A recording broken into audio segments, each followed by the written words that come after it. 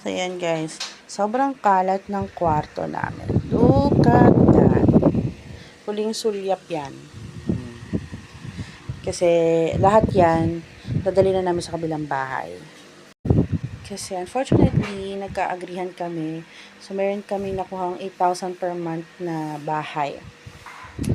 And, malapit lang din siya dito sa phase 1. Malapit siya sa unit kung saan nakabili ng unit yung lola kong magaling. And then, kasi daw dito magre-retire ang mother and father ko. Kailan pa kayo?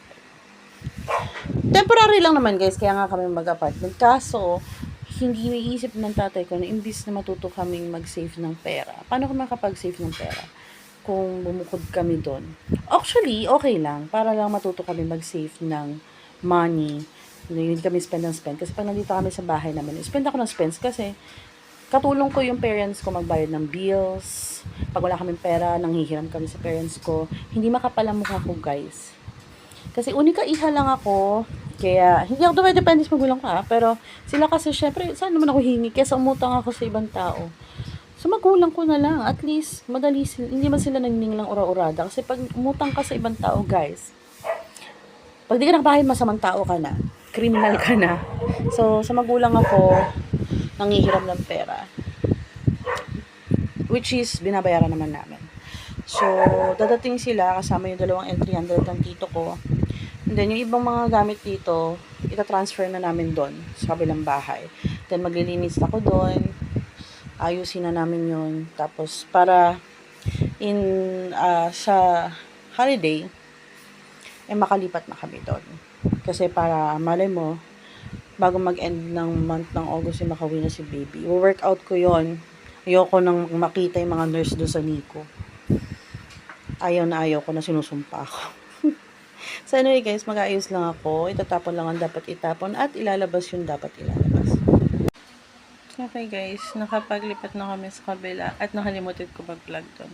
Ito na ngayon ang itsura. Lumiit yung kama. Nilabas na namin yung kutsyon. Kutsyon ko pa yun since dalaga ako. So, ang dami ng pinagtaanan yun.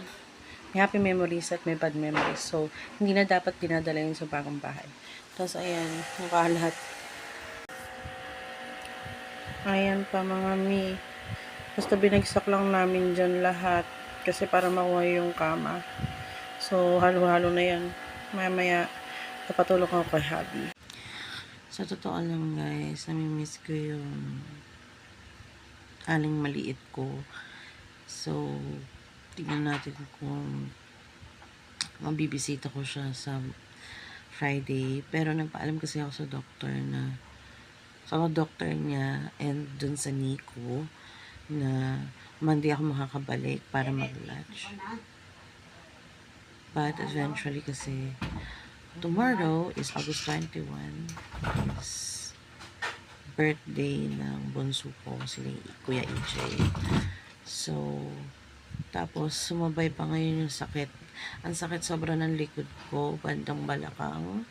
Tapos gumuguhit yung sakit sa spinal. Hindi ko alam, pero sabi ni mama, epekto daw yun ng spinal anesthesia na ginawa sa akin nung nasasarian ako. And yun, comment down below mga mamshi if you are a C-section, ano ba yung mga side effect na naramdaman mo for almost a week. So yun, ngayon ko lang naramdaman yung sobrang sakit. Pag nilalakad ko siya, sobrang sakit ng balakang ko. And yun, kaya nakahiga ako. Kasi pag tinapak ko yung both feet ko, pag may pressure, ang sakit ng balakang ko. Although nabawasan ako ng bigat, guys, take note. So, yun. Pero, tingnan natin, pag medyo okay na yung pakiramdam ko by Friday, luluwas ako ng Manila, bisitahin ko si baby. Walang ginawa ko, hindi patulog. Nagpapatulog ako, guys, ng malaking baby. Ganyan magmeme. Yan. Tutulog na siya. Tulog ka na. Good night. Love you. So, hi guys. 12:12 na ng Tanghali, August 21, Thursday. Birthday ng aking bunso naman. Kasi nung August 7 is birthday ng panganay ko. So, ayan. Swimming na sila. Kita nyo ba? Si Papa naman nag-aayos ng bisikleta. Si Mama naman kakakalikot ng mga gamit-gamit. And si Manang naman nagpe-prayer kasi magluluto siya ng pansit. Ginisang pansit canton, tsaka spaghetti para sa mga bisita. Bisita lang naman ng anak ko. 3 lang naman ang kanyang inimbita. So, yun. Ano pa ba? Ako naman, magpapump. Kasi bukas, Friday, pupunta na naman ako ng Nico para mag-KMC kay baby para mapabilis ang kanyang pag-uwi dito sa bahay. Pero maya-maya maglilinis na rin ako ng kwarto kasi hindi pa kami agad pwedeng idiretso si baby doon sa kabilang bahay kasi mag-aayos at maglilinis pa doon. So, ito muna lilinisin ko for today's video, guys. Para lang hindi masyadong alikabok kasi baka, alam mo na, next week or hindi natin masabi, baka katapusan ng August, iuwi ko na si baby.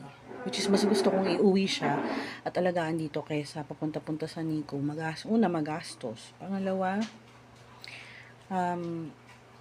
bastos kausap ang ibang nurse doon. Ayoko mapaaway. Ayoko silang i-complain as possible, pero sumusobra na sila. They harass me dahil undersupplies po ako ng breast milk. And I'm trying my best para mag-produce ng milk kay baby. So anyway, magpapump lang muna ako, guys. Hi guys, so 10:21 na ng umaga. Maga pa rin yung right eye ko. So, pupunta na naman tayo ng Nico. Hopefully, wala doon yung dalawang intermittent nurse na ang hobby is mag-report kada kibot mag-report. So, yun. Imbis na umaga ako pumunta doon, ganitong oras na lang kasi para maya-maya out na rin yung isang masungit na nurse doon. Anyway, ayan na yung gamit ko. Tumawag lang si Papa ng tricycle kasi hindi ako makaangkas sa kanya doon sa rouser niyang motor. Sobrang laki. So, pumipersa. So, yun yung magpapalit pala ako na mahiwagang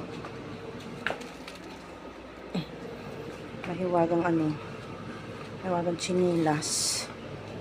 So, andyan na yata yung airpot ko. I'm about to go. So, ayan. Parang sumikip. Walang yan. Sige, go. So, anyway, ito na. Alis na tayo. So, yesterday, it was my mom's birthday. It's August 27. And today is August 28. 1 month. 1 month na si baby. So, my baby is already 1 month. Pero, she needs to stay pa rin sa Nico. But, everything is okay. Hindi ko siya, yun nga lang, I feel bad kasi hindi ko siya nakakasama. Hindi ko siya nasamahan dun sa eye check-up niya. Kasi, nagkataong sport fest ng mga anak ko. And, lately, I feel so tired. Mentally and emotionally and physically, I'm fucking tired. I don't know if I can do this all by myself. Kasi gusto ko muna yung asawa ko is mag-focus sa trabaho. Yun yung, kasi sobrang na yung ginawa niyang sakripisyo. He sacrificed his work, his job. Nag-apply ng leave. And my entire pregnancy, nandun siya. Kasi that time kasi meron pa pumapasok ng income talaga sa amin. Ngayon, wala na. Halos palabas yung pera. And I'm very thankful kasi andyan yung parents ko, especially si Mama. Naglalabas. Siya talaga yung provider. Since noon, siya na ang provider sa lahat. So, yun. Sobrang grabe yung sakripisyo ni Mama. And, yun. Mansar din pala namin ang asawa ko. So, ayun. Sport fest sa mga bata, umuwi muna ako. Kasi maglalaro lang naman sila. No need to stay there. At kasi nag-pump din ako. So, magluluto lang muna ako guys ng aming breakfast dahil gutom na ako. So, nandito kami sa kabilang unit. Umuwi si Habi para kumain. Ito yung aming apartment. Yan, dito kami sa harap. Pakita ko sa inyo. Ito, so hindi pa siya masyado malinis. Ito yung bed frame namin. Ayan. Ito yung harap, tapos ito yung loob. Yan, so hindi pa ganun ka okay.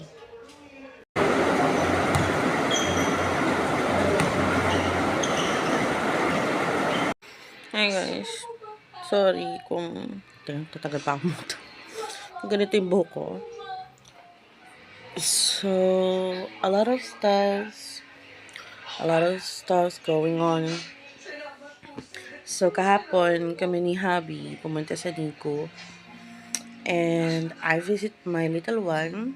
She's doing fine, pero pagdating ko daw sa himaga yung mata niya. So, nag-start na pala siya ng drops for ROP. She was diagnosed with ROP. So, pangalawang ROP niya na kahapon. And the doctor find out na meron siyang stage 3. So, kung laser daw ang gagawin, may possibly na ma-damage yung retina or yung mata niya and blur vision. So, mas maganda daw talaga. And most of the effective is injectable. So, I signed the consent and everything.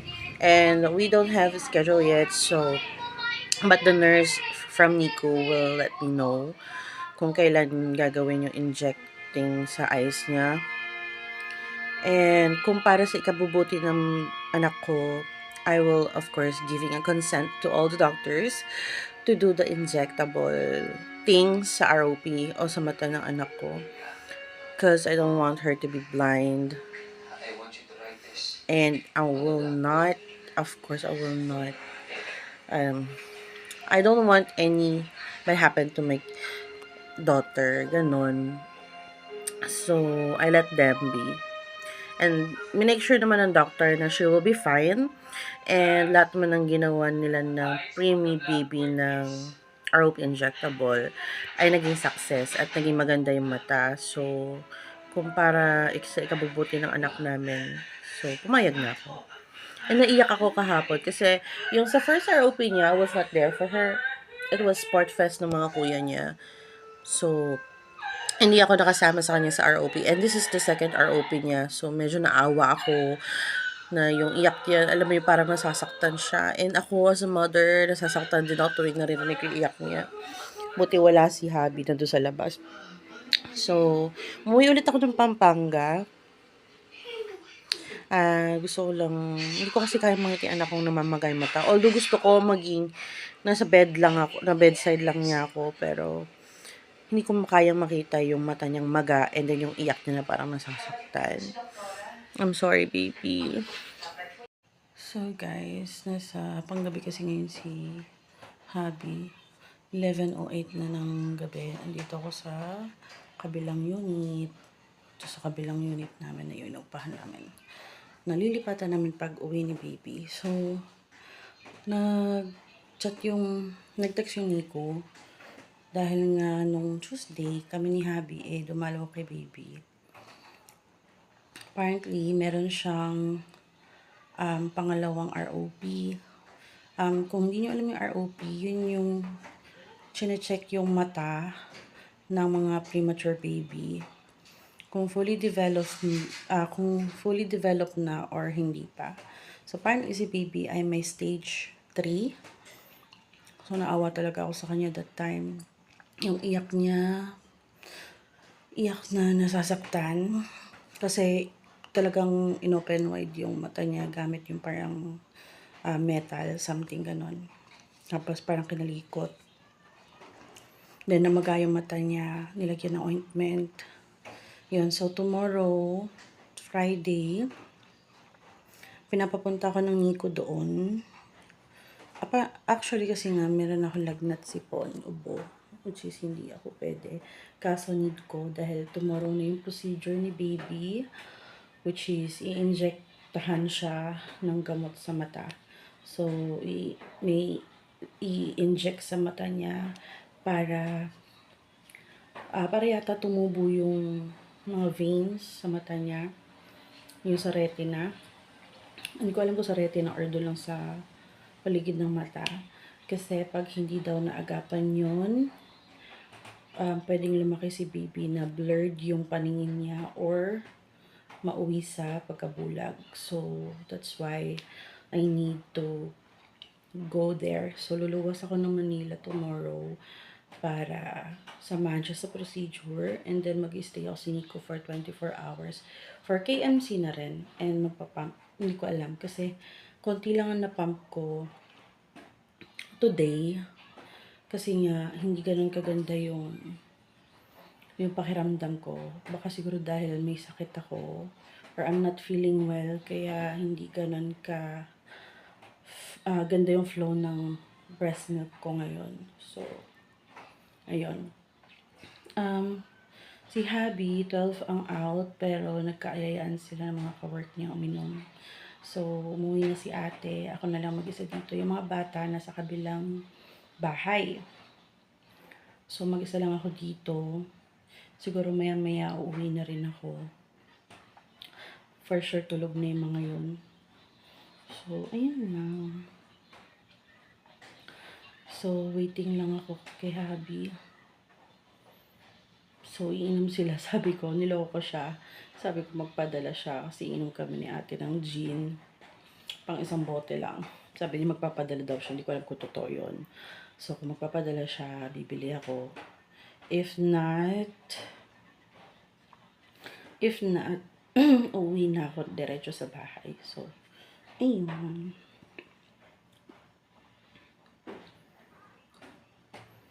So, gumawa lang pala ako ng crab and corn soup. Dahil maulan. Wala pa kami aircon eh. So, maulan. So, maganda sa weather to.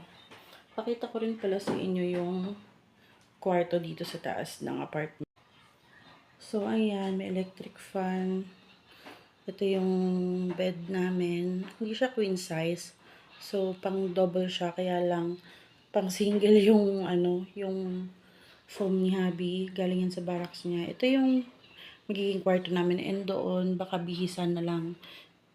So, yan lang. Dalawa lang yung kwarto dito sa taas. So, nandito na ako sa loob ng Nico. Apparently, hindi ko nakikita si baby. Hindi ako makapasok dun sa loob mismo ng Nico. Dito ako sa waiting shed ng Nico. Hindi nila ako pinapasok kasi masama pakiramdam ko kahapon. And sabi ko parang sisipunin ubo ko. But kailangan kong pumunta kasi ngayon yung procedure ng ROP. Inject sa mata ni baby. So, kailangan ko siyang accompany. Kahit masilip ko lang siya. And then, hindi ko alam kung magta-24 hours ba ako dito or if I can stay here 24 hours or kailangan ko umuwi sa parents ko. So, mamaya after procedure maybe. So, yan. Dito na ako. Nagbigay din ako ng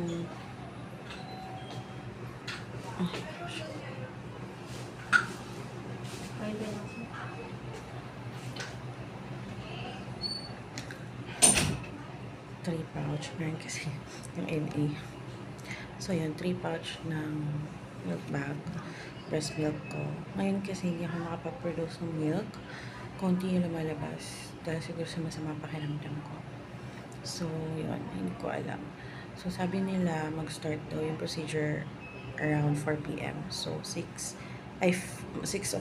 o'clock na ng gabi.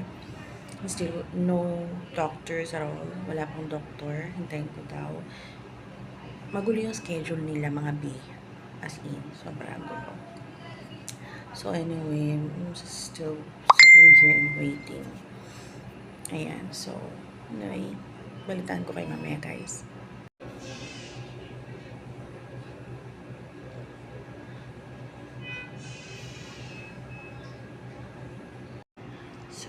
8:46 p.m. na. So, pabalik ulit ako ng Pampanga. Since I'm not okay, I'm sick. At hindi naman ako pwedeng pumasok ng NICU to be with my baby. Tapos na yung ROP inject niya. Na-inject niya yung mata niya. And I heard she cried. Naawa ako. Kasi yung iyak niya yun, alam kong masasaktan siya sa ginagawang procedure. Pero mas okay na yung isang sakitan kesa sa maraming sakitan. So, nagpump lang ako last 4 before I go kasi pabiyahe pa ako. Baka wala na akong maabutan sa Doroteo Station. Uwi kasi ako ng Pampanga ulit. And then by Monday, if I'm okay, I will stay here at Nico for 24 hours with my baby. So, parang pinapirma ulit nila ako for ROP. So, meron pang another ROP sessions yata. I don't know. Kasi sabi ng doktor na gumawa ng ROP inject sa kanya is after 1 week, babalik sila to check if may progression or may improvement na yung kanyang retina. So, yun. Anyway guys, mag-ayos lang ako ng gamit. Exact 9, bibigay ko ni mga pump milk ko. Then I go. So, umuulan na naman guys. And I'm here in Pampanga. So, for today, 2 pack ako ng milk. Yan pa lang ang akin napapump. So, it's 10 o'clock. And may nagpapaputok, may nagpa-fireworks. Hindi ko alam kung bakit. Anong meron dito sa Pampanga. But I think there's nothing, any event.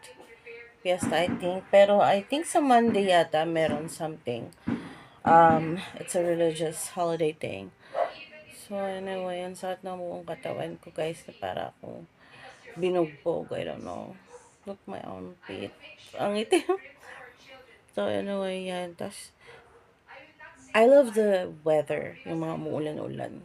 I'm so obsessed with that kind of weather. Pero yung stitches ko, guys, my cesarean stitches is kinda make me uncomfortable. Medyo masakit siya. Sabi nila dahil nasa lamig. Narinig niyo ba yun? May fireworks, I don't know. Bakit may nagpapaputok? Meron bang ano? I don't know. I'm not so really familiar sa mga fiesta and holiday stuff ng Pampanga except lang sa Titigan Terakan. So, yun. Montaqueni, Pampanga. I'm so proud that my Filipino blood is Kapampangan and Ilocano, which is good. But sometimes my accent is mixed up kasi kakagaya ko sa mga Ilonggo and Bisaya. My accent sometimes is nagmumukhang Bisaya or Ilonggo. Kaya sabi nila, Bisaya ka ba or Ilongga ka? I'm not Ilonggo, I'm not Bisaya, but I have a lot of friends na Bisaya, Bicolano, Ilonggo, tsaka Ilocano. Yan. My Filipino blood is Ilonggo and not Ilonggo, Ilocano and Kapampangan anyway. But, blah, blah, blah. Okay. So, yan.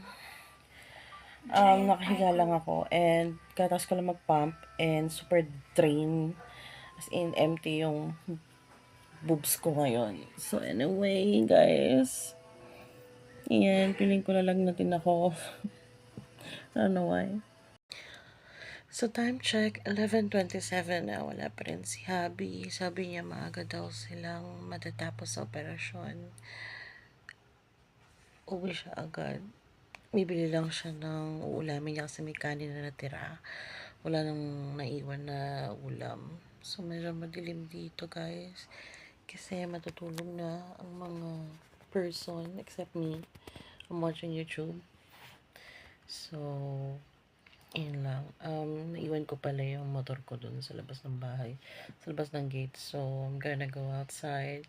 And di ba pasok lang yung motor para si Habi na lang ang papasok mamaya kasi kanya-kanya kami motor. Okay. Kami ng partner ko, si Habi, may motor siya. May meron din ako motor. So, separate.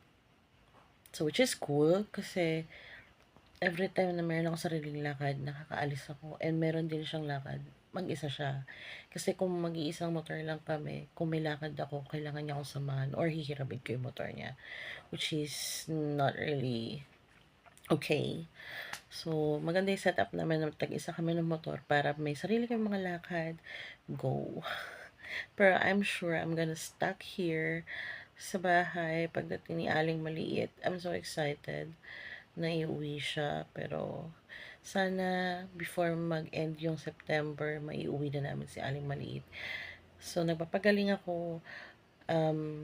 By Monday, babalik ulit ako ng Nico para bantayan siya I'm gonna stay there for 24 hours for KMC.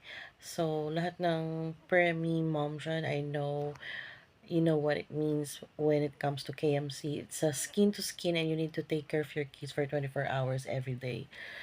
So, kulang na lang magstay ako sa Nico.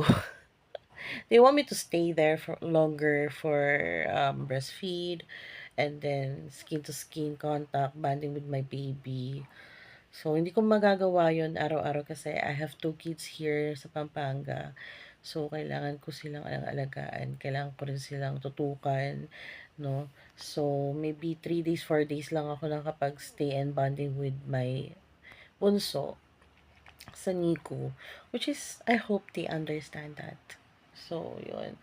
I'm trying my best to be, you know, maging nanay, magpakananay sa preem.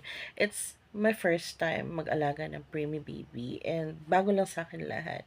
So, it's really big adjustment for me and proud ako sa sarili ko na kinaya ko to. Not by myself kasi yung partner ko, for the first time, nagkaroon ako ng partner na very supportive through my pregnancy hanggang sa nanganak ako. So, talaga nandyan siya. Tinutukan niya ako, inalagaan niya ako. Ngayon, kailangan niya kasi bumalik ng work para meron kaming income dahil na-hold yung income ko dahil nga nakasick leave ako or maternity leave. So, wala akong salary na natatanggap, even the benefits. So, yun. Ayun lang. So, lobat na yung aking phone. So, I'm gonna charge it. And I'm gonna go outside para ipasok yung motor. So, good night, guys!